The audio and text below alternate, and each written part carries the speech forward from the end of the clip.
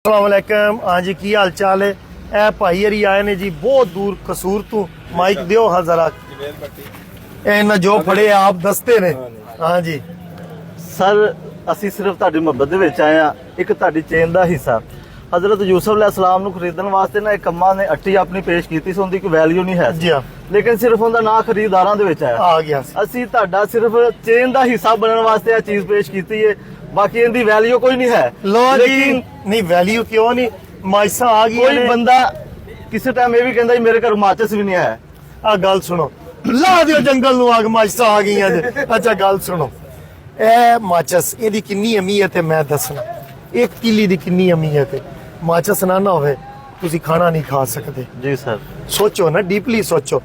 लो जी, जेड़ा मोहब्बत जिवें भी वहा सकदा है ना, ਉਹ ਮੁਹੱਬਤ ਹੁੰਦੀ ਹੈ। ਇਹ ਮਾਈਸਾਂ ਹੁਣ ਇਨਸ਼ਾਅੱਲਾ ਤਾਲਾ ਰਕਸ਼ੇ ਵਾਲਿਆਂ ਲੱਭਣ ਦੀਆਂ ਔਰ ਮੋਟਰਸਾਈਕਲ ਵਾਲਿਆਂ ਨੂੰ ਇਹ ਕੌਣ ਫੜੇਗਾ, ਕਿੱਥੇ ਕੋਈ ਮੇਰਾ ਖਲੋਤੇ ਹੈ।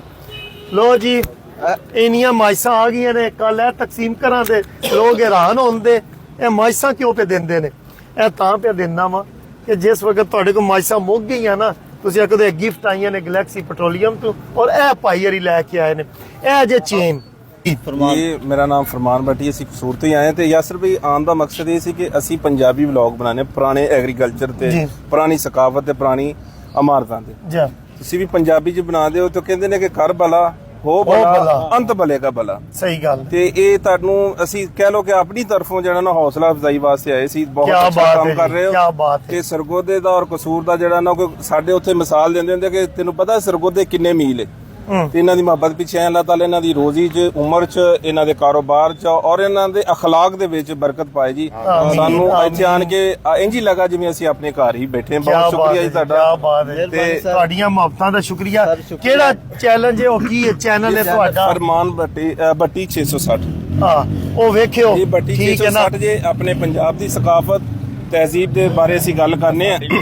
ਬਹੁਤ ਸ਼ੁਕਰੀਆ ਜੀ ਤੁਹਾਡਾ। अच्छा जी, बाकी रमजान शरीफ शुरू हो रहा है, जिदे कार जो कुछ भी है, चाहे वो दाल पकावे चाहे वो गोश्त पकावे, अपने आस पास लोगों के खाने का ख्याल रखे।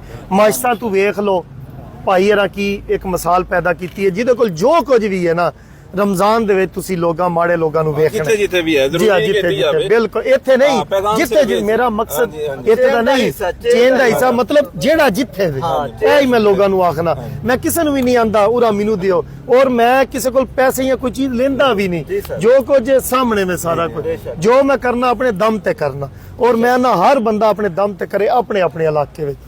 नारा मारो हवे को झंडे माशाअल्लाह मुल्क दा ना किवें इंज मुल्क नु कर देना इंज उड़दा फिरे की आंदे हो। पाकिस्तान जिंदाबाद।